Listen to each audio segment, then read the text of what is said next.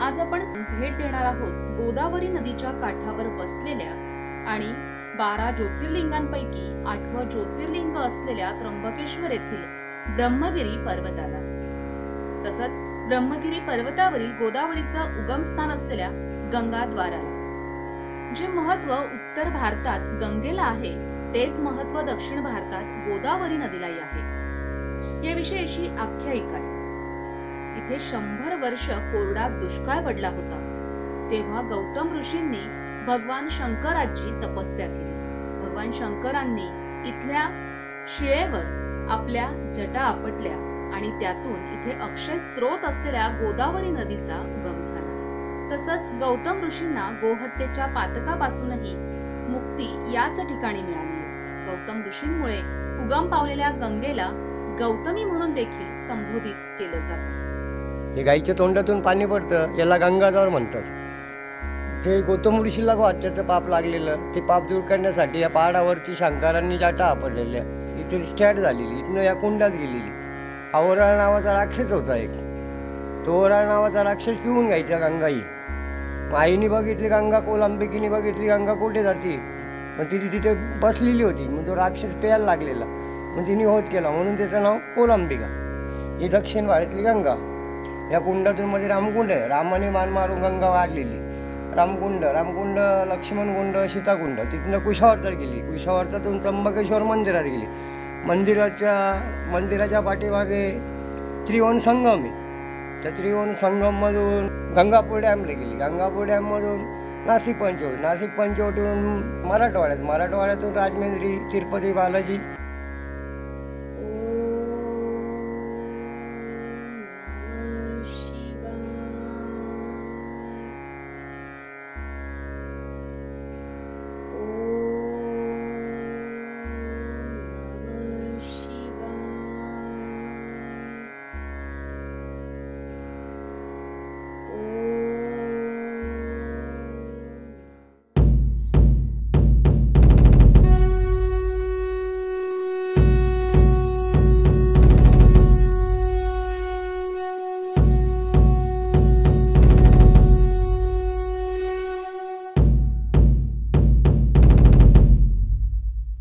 कुंडली गवरदा हरि विठ्ठल श्री ज्ञानदेव तुकाराम श्री सद्गुरु निवृत्तीनाथ महाराज की जय।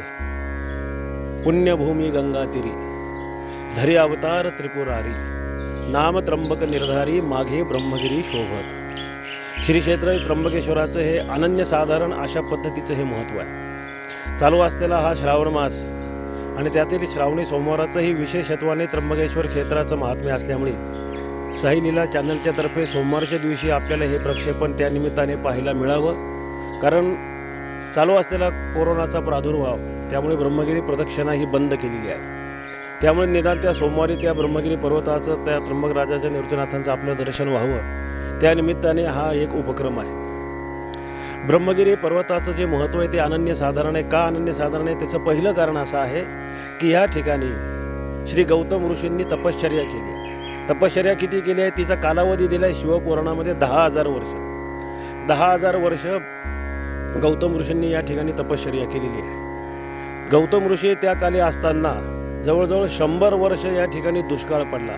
अन्न दशा झाली, वृक्षवल्ली राहिले नाही। त्यामुळे अशा कोरडा दुष्काळ पडल्यामुळे सर्व त्या ठिकाणी असणारे सर्व ऋषीमुनी, सर्व मनुष्य प्राणी, सर्व इतर प्राणी हा भाग सोडून निघून गेले होते। गौतम ऋषींना त्याची दया येऊन त्यांनी पुन्हा 6 महिन्याची तपश्चर्या केली। वरुणदेवतेला प्रसन्न करून घेतलं। वरुणदेवता प्रसन्न झाले, सांगितलं कशासाठी तपश्चर्या केली, म्हणले या ठिकाणी तुम्ही पाऊस पाडला पाहिजे, पाण्याचं दुष्काळ आहे। वरुणदेवतेने सांगितलं देवतेच्या आज्ञेशिवाय मी वर्षाव करू शकत नाही, पण एक आहे तुम्ही तपश्चर्या केली त्याच्यावर प्रसन्न होऊन मी तुम्हाला एक पाण्याचा अक्षय झरा देतो। अक्षय पाणी, दिव्य पाणी दिलं। लक्षात घ्या, त्या ठिकाणी ब्रह्मगिरीवर जे कुंड आहे वरती अवनुबराच्या खाली ते वरुणदेवाने प्रसन्न होऊन गौतम ऋषींना अक्षय पाण्याचा तो खड्डा दिलेला आहे की ज्याच्यामध्ये पाणी कधीही आटतच नाही। आणि मग त्या पाण्याच्या बलावर त्यावेळेस सर्व या ठिकाणी पुन्हा त्यांनी शेतीवाडी या ठिकाणी केली। पुन्हा सर्व वस्ती या ठिकाणी निर्माण झाली। अशा पद्धतीचा सुजलाम सुफलाम काळ त्या पाण्यावरून या ठिकाणी त्र्यंबकेश्वरला निर्माण झाला होता।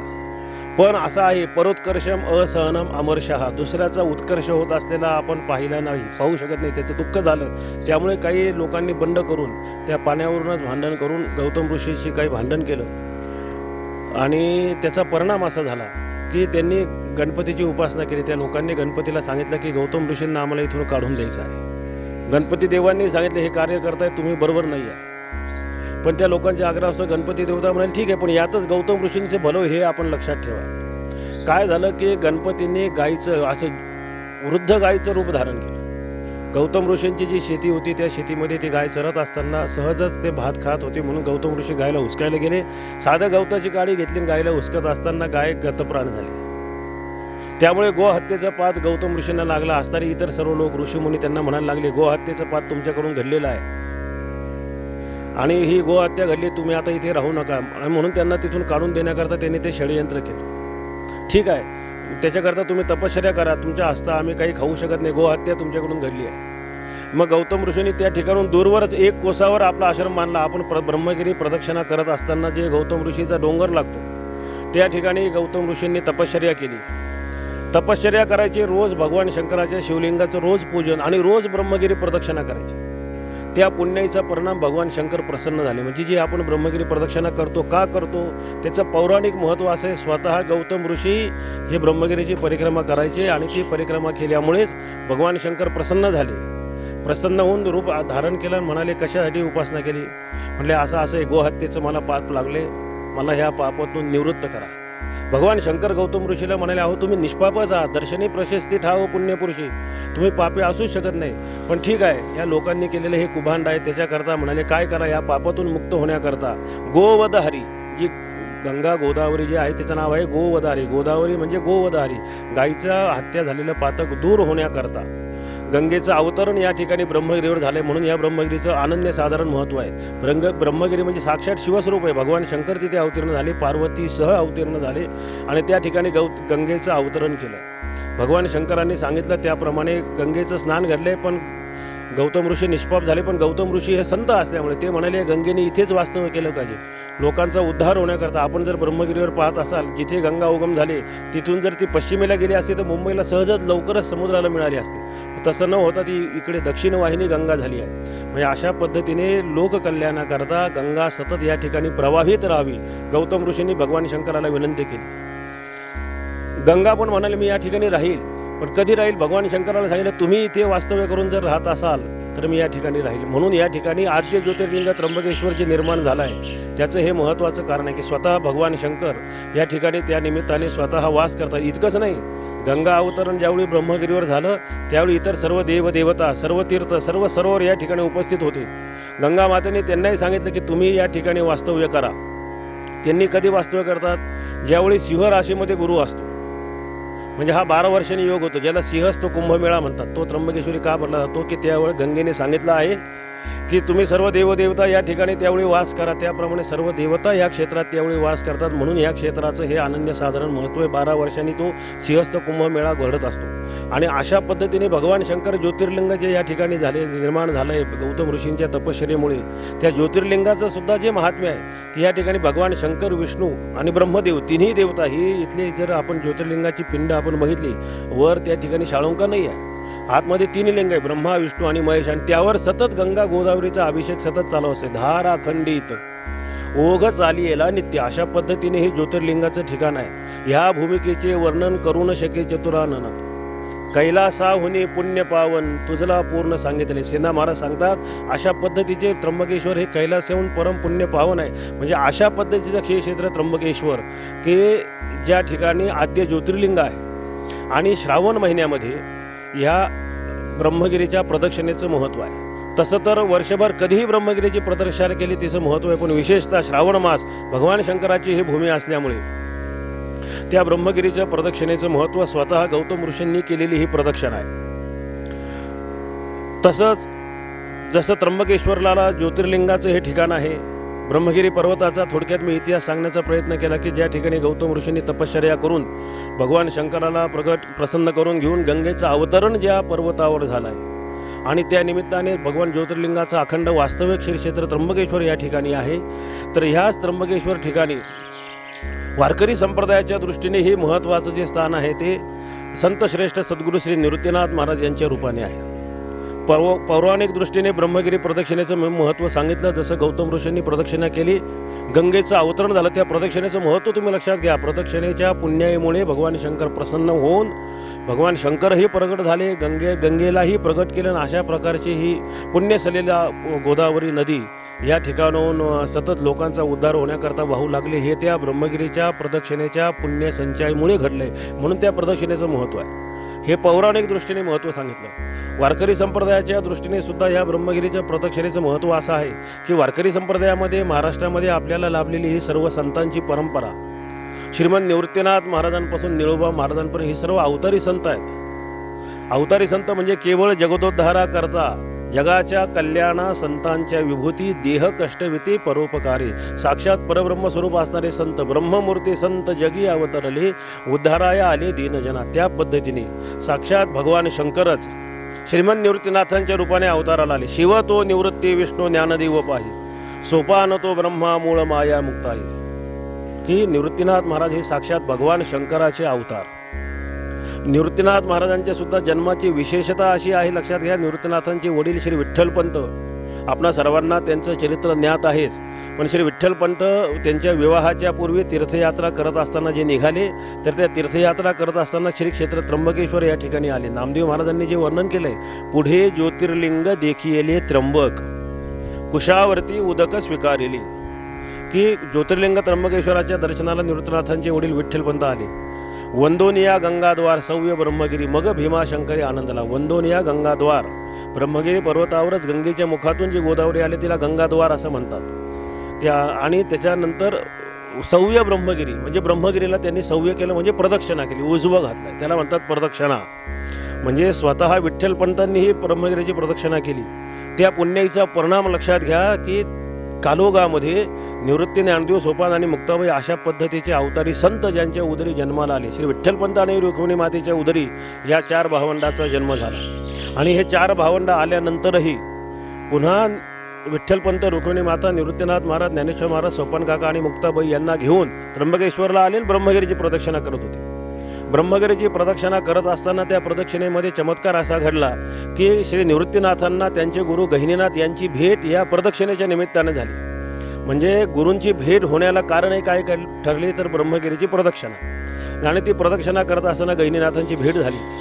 आणि त्यामुळे काय झालं की नाथपंथाचं असलेलं ज्ञान सर्वांना प्राप्त हो. गहिनीनाथांनी आज्ञा केली.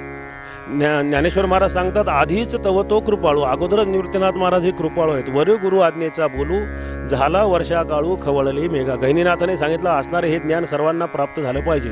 म्हणजे जसं पुण्यसलीला गोदावरीचा उगम ब्रह्मगिरीवर झाला आहे, तसं ह्या ज्ञानगंगेचा उगमही ब्रह्मगिरी प्रदक्षिणेच्या निमित्तानेच घडलेला आहे. की तिथपासूनच ही ज्ञानगंगा सर्व लोकांचा उद्धार होण्याकरता प्रवाहित झाली. वारकरी संप्रदायाचा एवढा वाढ विस्तार झाला, त्याचं जे मूळ सूत्र आहे, त्याचं जे मूळ बीज आहे, ते या ब्रह्मगिरी प्रदक्षिणेत आहे. म्हणून त्या ब्रह्मगिरी प्रदक्षिणेचं महत्त्व नामदेव महाराज स्वतः सांगतात ना, नामा म्हणी प्रदक्षिणा त्याच्या पुण्या नाही गणना. किंवा नाथ महाराज सांगतात, प्रदक्षिणा ब्रह्मगिरी 84ची चुकली फेरी. म्हणजे अशा पद्धतीची ही ब्रह्मगिरी प्रदक्षिणा, त्याला प्रदक्षिणा म्हणतात, त्याला फेरी म्हणत नाही. हे वारकरी संप्रदायाच्या दृष्टीने प्रदक्षिणेचं महत्त्व आहे. हल्लीच्या काळामध्ये आपण पाहतो याला आपण ब्रह्मगिरीची फेरी म्हणायला लागलो आहे. फेरी नाही आहे. फेरी कशाला म्हणतात? जन्म मरणाच्या अनर्थ परंपरेमध्ये सतत फिरत राहणं याला म्हणतात फेरी. आणि ही फेरी चुकावी वाटत असेल, प्रदक्षिणा ब्रह्मगिरी 84ची चुकली फेरी. 184 योनीमध्ये जो जीवाचा प्रवास चालू आहे, ही फेरी त्याची चुकावी वाटत असेल तर ब्रह्मगिरीची प्रदक्षिणा आपण घातली पाहिजे. म्हणून याला प्रदक्षिणा म्हणतात. ह्या जन्ममरणाच्या फेरीतून निवृत्त करणारी ही परिक्रमा आहे. आणि म्हणून ही परिक्रमा आपल्याकडून घडावी. त्या परिक्रमेचंही महत्त्व आपल्या लक्षात यावं. बरं, ती परिक्रमा करत असताना ती कशी करावी? म्हणजे पुराण काळात गौतम ऋषींनी ती परिक्रमा केली.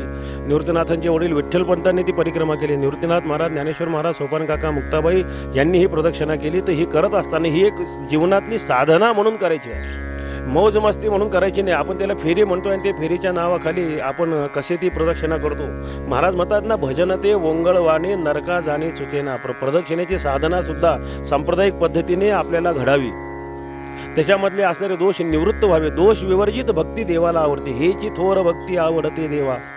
संकल्पावी माया संसाराची, आणि म्हणून निर्दुष्ट ती ब्रह्मगिरीची प्रदक्षिणा घडावी. ती प्रदक्षिणा करत असताना नामचिंतन करत आपण ती प्रदक्षिणा करावी. त्या प्रदक्षिणेचं एरवी जसं महत्त्व आहे तसं श्रावण मासामध्ये विशेष महत्त्व आहे, कारण ही भगवान शंकराची भूमी आहे आणि श्रावण मास भगवान शंकराचा विशेषत्वाने हा मास असल्यामुळे श्रावण महिन्यामध्ये या ब्रह्मगिरीचं जे प्रदक्षिणेचं महत्त्व, आणि त्यातही प्रत्येक सोमवारी केलेली ब्रह्मगिरीची प्रदक्षिणा, ती ब्रह्मगिरीची प्रदक्षिणा जे करत असताना आपण नामचिंतन करीत ती प्रदक्षिणा घडावी. एक जीवनातील साधना म्हणून ती घडावी, आणि त्या साधनेबरोबरच निसर्ग सौंदर्यसुद्धा आपल्याला त्या ठिकाणी पाहण्यासारखे. पावसाळ्यामध्ये श्रावण महिन्यामध्ये निसर्ग सौंदर्य त्र्यंबकेश्वराचे अतिशय आहे की सर्व डोंगर हिरवेगार झालेले असतात, सगळीकडून नद्या नाले दुथडी भरून वाहत असतात. तर अशा पद्धतीने निसर्गाचं सानिध्यही आपल्याला लाभावं, आणि ते निसर्गाचं सानिध्य लाभत असतानासुद्धा पर्यावरणपूरक आपण ती प्रदक्षिणा करावी, की अशी ही पुण्यभूमी आहे, ती आपण आपल्याकडून तिचा नाश होऊ नये म्हणजे अशा पद्धतीची काळजी घेऊन आणि ती प्रदक्षिणा घडावी. म्हणजे हे त्या प्रदक्षिणेचंही महत्त्व आहे. ब्रह्मगिरीचा जो पर्वत आहे तो पर्वत सामान्य नाही, साक्षात शिवस्वरूप आहे. म्हणून नामदेव महाराज सांगतात, दृष्टी पडता ब्रह्मगिरी तया नाही यमपुरी. अशा पद्धतीचं ब्रह्मगिरी पर्वतावर स्वतः भगवान शंकराने जटा आपटल्या. गंगेचं अवतरण जे झालंय ते कसं झालंय, भगवान शंकराने जटा आपटल्या. आपण जर ब्रह्मगिरीवर पाहिलं त्या ठिकाणी जटा आपटल्याचं ठिकाण आहे. भगवान शंकर प्रसन्न झाले आणि ज्यावेळी गंगा अवतीर्ण झाली ते मूळ औदुंबराच्या ठिकाणी असणारच ठिकाण आहे. आणि त्याच्यानंतर पुढे भगवान शंकराने जटा आपटून सर्व जनाच्या हिताकरता प्रवाहित केलेली गंगा आपल्याला त्या ठिकाणी दिसेल. आणि त्या ठिकाणून गोमुखातून जी बाहेर आलेली आहे त्याला म्हणतात गंगाद्वार.